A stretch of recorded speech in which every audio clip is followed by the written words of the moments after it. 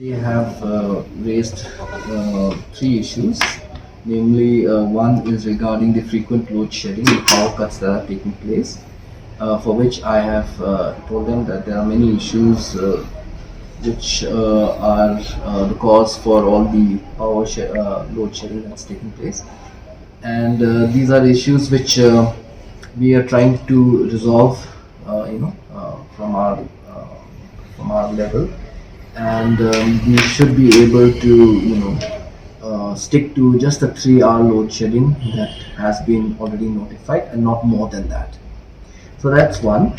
So the MGOT project is, as has been rightly stated by them, very important for the state because we can generate an additional 210 megawatts additional power. So that is something that I think it's some project of that size would address the shortage of power that is there in the state to a very large extent and would benefit everybody, including the people and the residents who are living in that area. But having said that, we are very considerate of the fact that their concerns, whatever they may be, will be heard by the government, and we want to ensure that all stakeholders are taken on board, and to the best of our abilities, we want to address whatever concerns that they have, and we will be doing that. And we will not, we're not in the practice of bulldozing things until unless we have the confidence of the people, especially the stakeholders who are living in and around that region, whose livelihoods depend on, be it in terms of tourism, be it in any other terms. We will definitely have them on board before we go ahead with any such project. Regarding the appointment of an officer who has been appointed recently as Director Distribution. And I've told them that due process is there, and due process has been followed, and some officers do not qualify because the post of Director Distribution is for an engineer meant from electrical background. So there are some officers who are from civil background, they have not qualified. Some officers have not qualified because they have a certain case that is pending against them. So there are many issues which are there, and due diligence has been followed. But nonetheless, I will have a look at the matter, and I will have it examined. I gave them the assurance. As of now, we're just continuing with 3 hours, and we are also looking at how we can find ways and means of addressing the shortage by maybe buying additional power on this open market.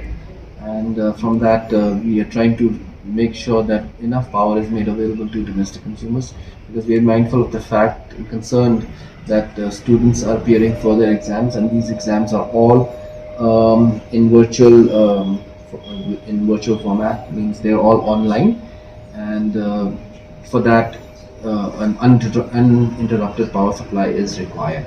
So keeping all those into consideration, we are trying our level best to make sure that power is made available at the right time. See, in the system, there is number one, the selection of CMD. It is not something which it is by practice that a senior officer is appointed as CMD. It's a convention that's been followed for many years, but the guidelines do not state that it has to be a senior officer, senior IS officer. There's no such guidelines laid down for selection of a CMD. I believe that we have to look at an officer who can find the time and devote a lot of attention to MeEC, because MeEC is in such a precarious condition. So we have to take many factors into consideration before we go for selection of the CMD. So we have tried our part in terms of having a full-time CMD in Mr. Nogrum, who was an engineer and who was a director at that point of time. That is also breaking away from convention, and we brought in Mr. Norum as CMD at that time. We have experience from that yes, having an engineer, a technocrat as CMD has many benefits, and he has performed admirably and extremely well, and has contributed to the organization. Um, and after that there has been a gap wherein we brought in the joint secretary to act as CMD at that point of time, and she's also done an admirable job in her duties. And all of them have contributed, and they have brought in, a lot of inputs into the MSCL in their own ways, and they have brought about many reforms, in their own way.